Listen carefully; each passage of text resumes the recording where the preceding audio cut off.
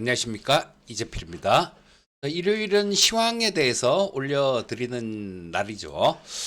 자, 뭐 지난 금요일, 그러니까 어제죠. 이 영상은 아마 일요일 날 올라갈 거예요. 제가 지금 촬영은 토요일에 할 때도 있고 일요일에 할 때도 있는데 지금 오늘은 토요일입니다.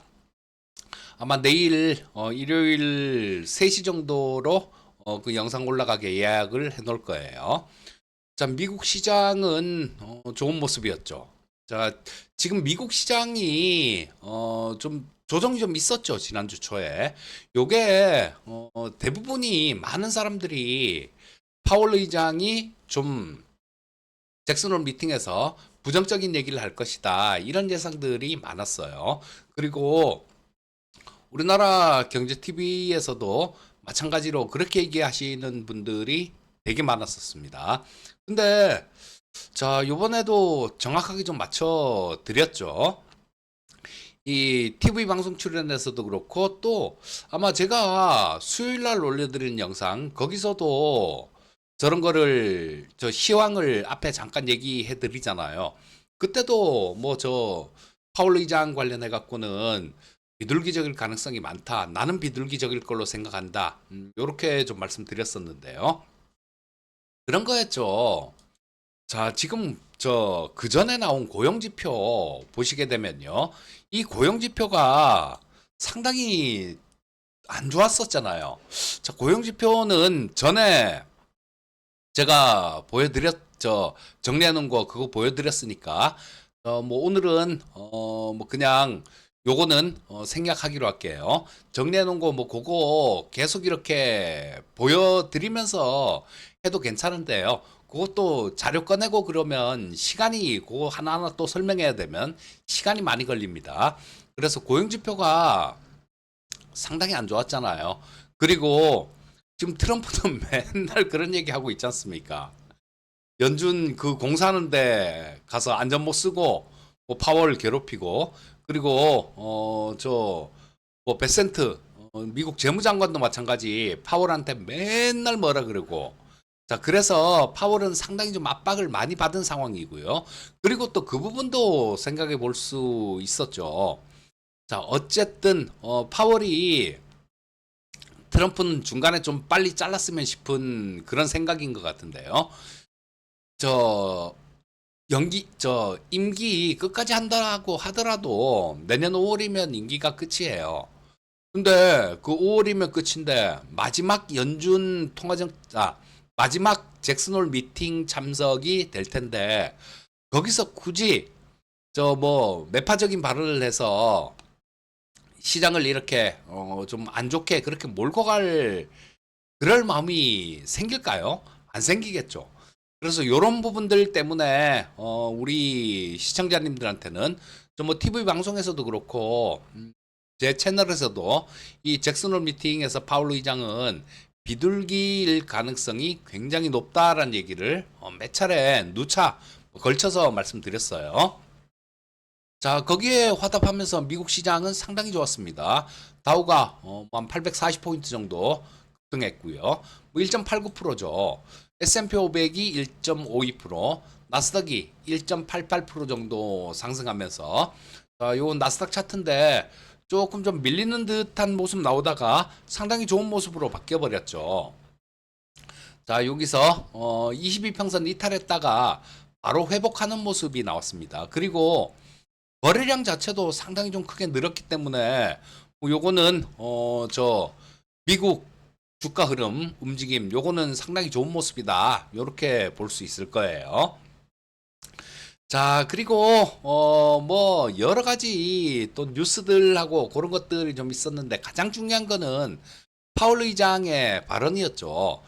그 골자는 뭐냐 하면요. 되게 복잡하고 막 어렵게 막 이렇게 돼 있는 것 같은데 결론, 파월 의장이 어떤 얘기가 시장에 긍정적으로 작용했냐. 정책 기조를 바꿀 수 있는 뭐 그런 저 근거가 되고 있다. 이런 얘기를 했어요. 자, 이게 그 고용 지표를 저 지난달 거하고 그 전달 거 이것도 수정을 했잖아요. 뭐 14만 몇천 건 나오던 거를 4만 5천 건, 뭐 15,000건, 19,000건 이렇게 수정했지 않습니까? 그리고 비농업 일자리가 이번 달 거도 마찬가지였었죠. 지금 8월 달에 발표한 게 7월분인데요. 7월분도 그 4만 7천 건밖에 증가가 안 했습니다. 그러니까 고용이 확실하게 쪼그라들고 있다라는 거예요. 그리고 월마트 실적 같은 것들, 소매업체들 실적들 이런 것들 되게 안 좋게 나오죠. 그리고 뭐 하우드막스도 그런 얘기를 하던데 뭐 경기에 대해서 그리고 뭐 하우드막스 같은 경우는 주식 시장에 대해서 얘기를 했죠. 뭐 지금 거품일 수 있다.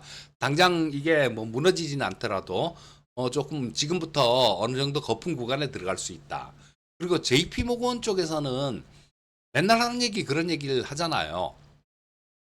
경기 침체에 대한 우려들 이런 얘기들을 많이 하고 있기 때문에 아무래도 파월 의장은 진짜로 그 나중에 그쵸 끝까지 고집 부렸다가 경기 망가지면 파월은 진짜 천하의 역적이 될 겁니다. 안 그래도 트럼프가 못 잡아먹어 안달인데.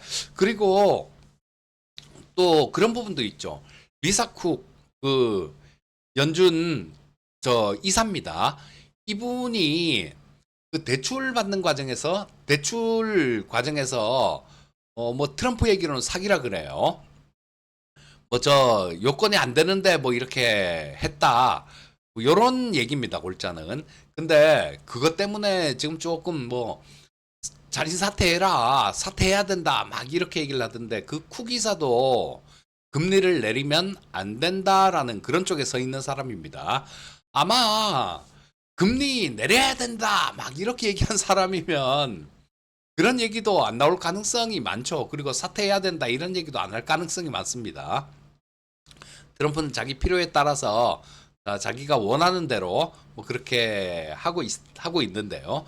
뭐 어쨌거나 뭐 이런 것들 불법적인 부분들 이런 쪽에 걸리면 뭐 어쩔 수 없는 거죠, 그거는. 근데 어쩔 수 없는 거기 때문에 이 리사 쿡 같은 경우는 사퇴하지 않으면 자를 거다 이런 얘기까지 합니다. 그리고 또 뭐 다른 사람들 금리 내려야 된다라는 사람 또 거기 안 치겠죠. 그래서 뭐 9월 달 금리 인하 가능성은 지금 상당히 좀 낮아졌다가 지금 다시 좀 올라온 그런 상황입니다. 아주 많이 올라오진 않았는데요. 자, 패드워치 한번 볼게요. 패드워치를 한번 보면 자, 이 패드워치는 뭐냐면요. 여기에 요거는 배팅을 하는 겁니다. 배팅을 하는 건데 자, 그런 거예요. 여기 금리나 확률이 얼마나 되는지 자, 9월 17일 9월 중순 정도의 연준이 있죠. 자, 거기서 지금 현재 여기 이 구간이거든요. 자, 4.25에서 5%입니다. 4.5%입니다.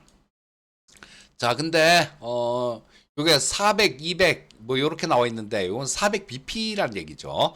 그래서 우리가 흔히 좀 친숙한 개념으로는 4.25% 이렇게 보시면 이렇게 이해하시면 됩니다. 자, 근데 여기 9월 달에 보시게 되면 75% 요렇게 올라가 있죠. 요게 얼마 전에 고용지표 나오고 난 다음에 거의 100% 가까이 올라왔습니다. 금리 인하할 확률 100% 이렇게까지 올라왔었는데 뭐 엊그저께 한 72% 정도 그까지 빠졌다가 어제 아침만 해도 72% 정도였습니다. 근데 여기서 뭐 파월 의장의 연설이 있고 난 다음엔 75%까지 올라왔어요. 자, 그래서 지금 보면 파월 의장까지 저런 얘기를 한 걸 보면요. 이게 금리를 0.5는 아닐 것 같아요. 지금 저는 그 전에 이 파월 의장의 발언이 좀 더 비둘기였으면 야 0.5도 가능하겠는데 요렇게 생각을 했었는데 파월 의장의 발언을 보면 끝까지 약간의 여지는 남겨놓긴 남겨놨단 말이에요. 뭐 또 연준 위원들 같은 경우는 그 데이터를 보고 뭐 그렇게 판단할 것이다 뭐 이런 얘기를 또 했으니까 자 아마 금리 인하는 9월 달에는 있는 거고 그 그 인하폭은 0.25씩 베이비 스텝으로 요렇게, 물론 뭐 그 전에 또 뭐 큰 일 같은 거, 또 9월 달에도 그 고용지표 연준 통화정책 하기 전에 고용지표가 나오죠. 여기서 지금 고용지표가 또 안 좋게 나오게 되면요. 그렇게 되면 아마 이 0.5%이나 뭐 이런 목소리도 커질 수 있습니다. 하지만 그 고용지표 작성하는 그 담당 책임자를 트럼프가 잘라버렸죠. 이거 저 고용지표 이거 조작한 거다. 나를 모함하려고 조작한 거다. 고용이 이렇게 나쁠 리가 없다. 그러면서요. 자, 고용지표가 좀 되게 안 좋게 나온다라면 0.5로 간다라는 얘기 있겠지만 웬만하면 0.25 아닐까 싶은 생각이 들어요. 인플레이션 지표도 올라가고 있기 때문에 이걸 0.5를 했다가는 인플레이션에 불을 붙일 가능성이 되게 높습니다. 자, 그래서 뭐 미국 경제 지표 관련해 갖고 잠깐 좀 말씀드렸고, 또 이 파월 의장에 대해서 말씀을 좀 드렸습니다. 자, 그리고 우리나라에서도 지금 대통령이 일본 갔겠네요, 지금. 23일 날 출발한다 그랬으니까 아마 오늘 새벽이나 뭐 그때 출발하지 않았을까 싶은 생각이 드는데, 자, 뭐 일본 갔다가 미국 가서 트럼프하고 정상회담을 하고 오는데요. 어제 보니까 대통령실에서 영상이 또 좀 나오는 게 있더라고요. 자, 뭐냐 하면 그 과학자들이요. 뭐 AI 수석도 그 자리에 있었고, 과학자들 이렇게 정책 조언을 해주는 분들, 이런 분들하고 같은 자리에서 회의를 한 내용이 있던데, 거기 보니까요. AI에 대해서 굉장히 진짜 확고한 것 같더라고요. 그 말씀 중에 뭐 그런 그 저 회의 참석하시는 분들 말씀 중에도 인재를 어떻게 우리나라로 끌고 올 생각, 뭐 그럴 생각을, 그런 유인할 수 있는 그런 장치도 필요하고 그런 게 필요하다라는 얘기를 하는데, 그 아주 정책 방향을 뚜렷하게 잘 잡고 있는 것 같아요. 지금 여러분들 중국이 그렇게 AI 쪽에서 엄청나게 앞서 있다라고 얘기를 하잖아요. 이게 한 사람의 공이 엄청나게 컸습니다. 앤드류 응이라는 분이 있어요. 앤드류 응이라는 분이 있었는데, 자, 이분이 어떤 분이냐면요. 미국 스탠퍼드대 교수입니다. 중국 출신인데 미국 스탠퍼드대 교수를 하는 분인데요, 지금. 그 전에도 했었고. 이분이 원래는 이 컴퓨터가 개와 고양이를 구분 못 했었습니다. 이게 사람이 주입식으로 이렇게 가르치다 보니까 개 고양이를 구분 못한 거죠. 뭐 개는 다리가 4개고 털이 있고 뭐 귀가 어떻게 생기고 뭐가 어떻고 뭐 요런 게 개야 라고 이렇게 컴퓨터한테 교육을 시켰었는데, 그전에는. 그러니까 가르친 개는 또 좀 알아먹기도 해요. 근데 나중에는 보면 이게 다른 개를 보여주면 이게 개라고 인식을 못하는 겁니다. 그거를 이분이 딥러닝이라는 거, 그걸 그 학습 방법을 이용해서 개와 고양이를 구분시킨 장본인이에요. 뭐 CPU, GPU 엄청나게 많이 연결해서 그렇게 구분할 수 있게 만든 바로 그 장본인입니다. 근데 이분이 그런 거 하고 바이두로 이직을 했었어요. 바이두에 가서, 바이두는 중국 기업이죠. 그러고 난 다음부터 중국의 AI가 엄청나게 많이 성장을 했던 겁니다. 자, 그래서 사람이 엄청나게 중요해요. 근데 지난 정권에서 뭐 지금 보면 특검 나오는 거 보면 와, 진짜로 해도 너무했다라는 생각이 들 정도로 뭐 그런 것들이 나오던데, 그 중에 되게 잘못한 거, 지금 뭐 특검하고는 관련 없을지 몰라도요. 너무 잘못한 것 중에 하나가 R&D 예산 깎은 겁니다. R&D 예산을 5조 2천억이나 깎았죠. 무슨 뭐 카르텔이 뭐 어쩌고 저쩌고 하면서. 지금 윤석열이 카르텔이 훨씬 컸던 것 같은데요. 그러면서 R&D 예산을 5조 2천억이나 깎았어요. 이게 크는 애들 뭐 한참 뭐 이렇게 좀 잘 걷어먹여야 애들이 잘 크잖아요. 한참 커야 될 시기, 그 시기에 그냥 음식을 딱 끊어버린 거나 마찬가지였습니다. 그래서 우리나라 그 머리 좋은 친구들, 해외 쪽으로 나간 친구들도 많아요. 자, 근데 이런 부분에 대해서 다시 돌아올 수 있게 뭐 유인책들 뭐 이런 얘기들도 하고 그러더라고요. 거의 AI 정책 기조는 확고하다라고 보시면 될 것 같아요. 그리고 기재부 쪽에서는 참 기재부는 꼴 보기 싫죠. 그 기재부 장관 그 뭐 하는 사람인지 모르겠는데 예전에 홍남기도 그거 진짜 되지도 않는 대주주 양도세 3억 그런 거 갖고 목리 부리고 그 기재부 가면 이상해지나 봐요, 사람들이. 저 뭐 주식시장에 대해서 이런 것들 그 분명히 기재부 소관일 거 아닙니까? 근데 그 개념들이 없어지는 건지 아예 아니면 아예 처음부터 없는 사람들이 하는 건지 모르겠는데요. 우리 투자자들 공분을 막 일으킨 그런 내용이 있었죠. PBR 10배. PBR 10배면 지금 한 3만 돼 있어야죠, 지수가. 자, 근데 우리 투자자들이 분노하는 게 그걸 뭐 본인은 제가 PER로 착각해서 그렇습니다. 그렇게 대답해 드렸습니다. 이런 얘기를 하는데요. 그 옆에서 처음에 PBR 몇 배 정도 되냐고 물어보니까 국회에서 이소영 의원이 물어보니까 처음에 조금 잠깐 동안 가만히 있었지 않습니까? 대답을 못하고. 그래서 옆에서 10 이렇게 얘기하니까 10 정도 된다라고 대답했지 않습니까? 이거 뭐 착각한 것도 아닌 것 같은 생각은 드는데요. 100번 그냥 양보해서 본인이 착각해서 그렇게 대답을 잘못했다고 쳐도 우리 투자자들이 그 PBR 뭐 한 배 이거 대답 잘못하고 이런 거 하나로 이렇게 화가 많이 났습니까? 분노하는 겁니까? 그렇지가 않잖아요. 그 전에 기재부가 세법 관련해 갖고 진짜 목리라고 얘기밖에 표현할 수 없는 그런 짓들을 해서 시장에 부담을 줬잖아요. 어떤 거? 대주주 양도세 50억으로 해야 된다. 이거 고집 부리고 있었잖아요. 그리고 지금 같은 경우는 조금 한풀 꺾인 것 같은데 이거 얘네들 제가 계속 말씀드렸죠. 50억에서 10억으로 안을 이렇게 만들었는데 이건 못한다고. 못합니다. 그리고 또 배당소득 분리과세 관련해 갖고도 아니 대통령이 그랬었잖아요.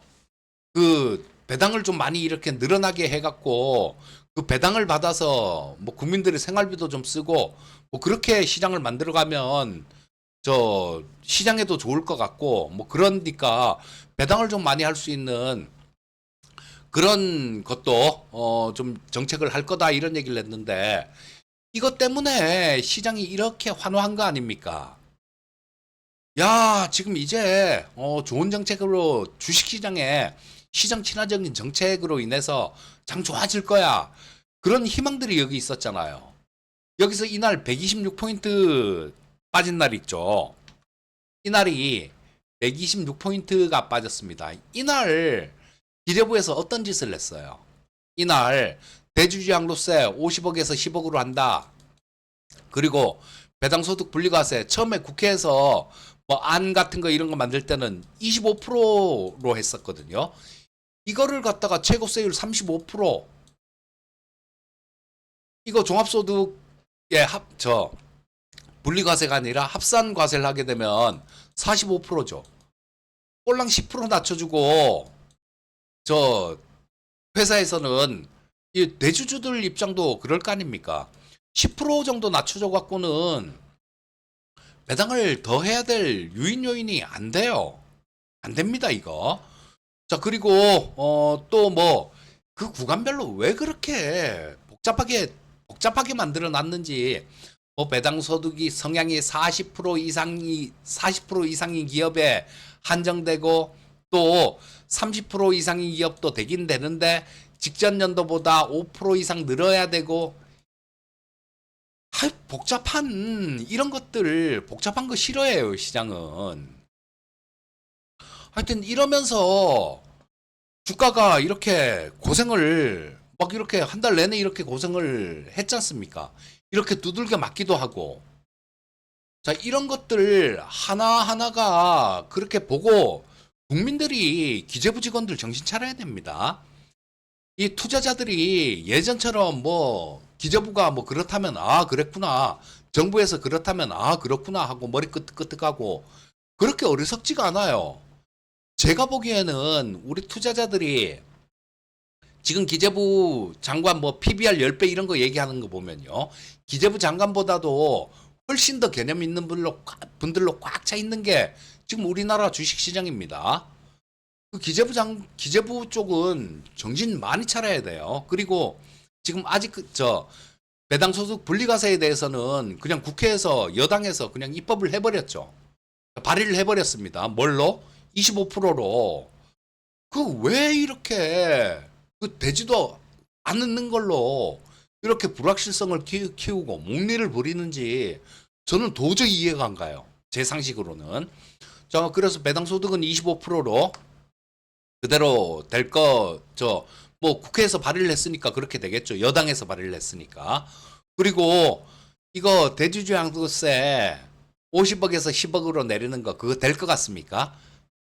기재부에서 그렇게 고집 부리면 또 국회에서는 마찬가지로 기재부안 이렇게 지금 완전히 국회에서 기재부 야 니들 모르니까 니들 아는 필요 없어 이렇게 하고 25% 만들어 버렸잖아요. 대주주 양도세 기재부에서 고집 부리면 그렇게 될 것 같습니까? 안 돼요. 좀 시원하게 이 기재부 쪽에서도 주식시장 좋으면 기재부도 좋을 거 아닙니까? 좀 답답한 그 관료적 사고주의 이런 거 좀 버리고요. 좀 전향적으로 이런 부분들도 마찬가지로 협조를 했으면 좋겠습니다. 세법 개정안 같은 경우는 기재부에서 목리 부리는 대로 그대로 되지 않을 거예요.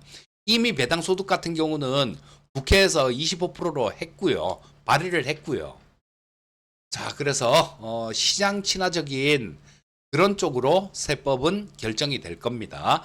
자, 그러면 뭐 우리나라 시장은 자, 내일은 내일 아니네요. 오늘 토요일이니까 월요일 날은 요거 돌파 가능성이 높겠죠. 22평선 돌파 가능성이 높다라고 봅니다. 근데 돌파되고 난 다음에 그 다음이 더 중요해요. 지금은 상당히 좀 중요한 자리에 와 있습니다. 주식시장이 상당히 중요한 자리에 와 있어서 뭐냐 하면 여기 파월이 비둘기적으로 얘기를 하고 막 그래서 그리고 또 우리나라 내부 수급도 마찬가지 금요일 날 외국인들 선물 시장에서도 한 3천억 이상 매수를 했죠. 자, 뭐 수급 상황도 괜찮은 모습이고 해외발 호재도 있고 그다음에 뭐 대통령 미국 가서 좀 협력적인 좋은 방안들 그런 것들을 좀 만들어낸다라면 돌파 가능성이 있다라고 봐야 되겠죠. 자, 지금 뭐 3168포인트니까 32포인트밖에 안 남았으니까 돌파는 할 수 있다라고 봐야 될 겁니다. 근데 돌파되고 난 다음에 안착되는 과정이 훨씬 더 중요하다라고 봐요. 지금 중요한 자리라는 게 20선이 이렇게 꺾여 내려오죠. 빨간 선. 60선이 이렇게 올라가고 있죠. 파란 선. 자, 그래서 주가는 이 사이에 있습니다. 자, 이게 20선도 올라가고 있는 모습이었다라면 일시적으로 깨고 회복되면 이거는 잘 이탈을 안 해요. 또다시 이탈을 안 하는데 그냥 쭉 추세로 이렇게 움직일 때가 많은데 지금은 조금 꺾인 모습이기 때문에 이런 거는 돌파를 하더라도 지지받고 그 위에서 지지되는 거 확인이 필요합니다. 그래야 다시 돌아 나올 수 있어요. 자, 뭐 돌파는 강하게 좀 치고 올라가서 돌파를 훅 해주면 강하게 확 뚫어주면 위에서 안착될 가능성이 더 높다라고 봐야 되겠죠. 근데 요런 부분들은 장중에 수급 상황하고 요런 것들을 지켜보면서 파악을 해야 될 거고요. 분위기를 파악해야 될 거고. 자, 이 간단하게만 말씀드리면 22평선 요거 돌파해서 3200 위에서 조금 안착돼주는 그런 과정이 필요하다라는 겁니다. 그런 과정을 거치고 나면 시장은 또 한 차례 뭐 좋은 그런 모습이 나올 수도 있지 않을까 싶은 생각이 듭니다.